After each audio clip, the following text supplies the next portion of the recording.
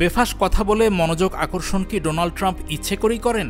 সত্যিই কি তিনি পারমাণবিক বোমা হামলা আর পারমাণবিক স্থাপনায় হামলার তফাৎ বোঝেন না?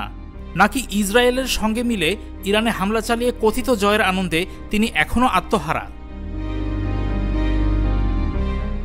গত জুনের শেষ দিকে ইরানের পারমাণবিক স্থাপনা ধ্বংস করার জন্য দেশটির ৩টি স্থানে ভারী বোমা হামলা চালিয়েছিলেন মার্কিন প্রেসিডেন্ট ট্রাম্প।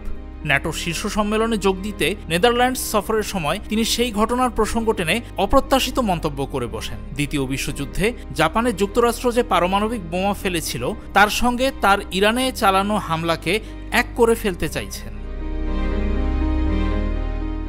ট্রাম্প তার বক্তব্যে বলেন তিনি হিরোশিমা নাগাসাকির উদাহরণ ব্যবহার করতে চান না, তবে তা নাকি ইরানে হামলার মতোই ছিল, কারণ বোমা হামলাই সেই যুদ্ধের সমাপ্তি টেনেছিল। তার এমন উদ্ভট তুলনায় জাপানে দেখা দিয়েছে তীব্র প্রতিক্রিয়া। দেশটির কর্মকর্তারা, পারমাণবিক বোমা হামলা থেকে বেঁচে যাওয়া হিরোশিমা নাগাসাকির মানুষ এবং যুদ্ধবিরোধীরা ট্রাম্পের মাপজোকহীন মন্তব্যের কড়া প্রতিবাদ জানিয়েছেন।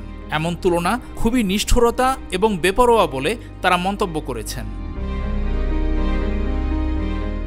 হিরোশিমার মেয়র কাজুমি মাতসুই ট্রাম্পের বক্তব্যের প্রতিক্রিয়ায় জানিয়েছেন, ইরানের সঙ্গে এভাবে তুলনা করা জাপানি জনগণের দুর্ভোগকে উপেক্ষা করার সমান।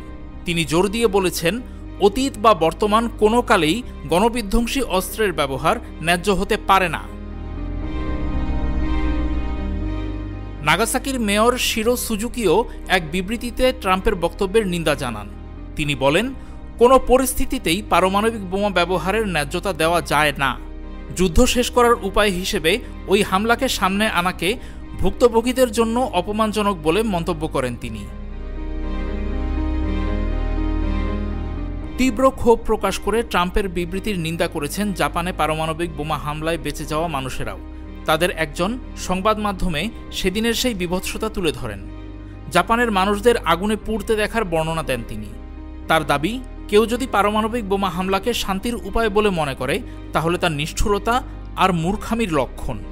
এক্সট্রিম মশার কয়েল প্ল্যান্ট ফাইবার দিয়ে তৈরি, তাই সহজে ভাঙে না, সুগন্ধিযুক্ত ও নিরবিচ্ছিন্নভাবে জ্বলে। ডেঙ্গু, চিকুনগুনিয়া বাহি সহ যে কোনো মশার বিরুদ্ধে দেয় এক্সট্রিম সুরক্ষা। ট্রাম্পের দায়িত্বজ্ঞানহীন বক্তব্যের বিরুদ্ধে সরব হয়েছেন জাপানে ইরানের রাষ্ট্রদূত পেইমন সাদাতো। এমন বক্তব্যকে অগ্রহণযোগ্য উল্লেখ করে তিনি বলেন, ট্রাম্পের কথা জাপান এবং ইরানের অপমান। তিনি পারমাণবিক বোমা হামলার শিকার জাপানকে ইরানের পারমাণবিক স্থাপনায় ইসরায়েল ও মার্কিন সামরিক হামলার বিরুদ্ধে জোরালো প্রতিবাদ তৈরির আহ্বান জানান। জাপানের পারমাণবিক হামলায় ক্ষতিগ্রস্তদের সংস্থাকে নোবেল শান্তি পুরস্কার দেওয়ার কথা মনে করিয়ে দেন পেইমন সাদাত। তিনি বলেন, পারমাণবিক বোমা হামলার শিকার হিসেবে জাপানের কণ্ঠস্বর সারা বিশ্ব শুনছে।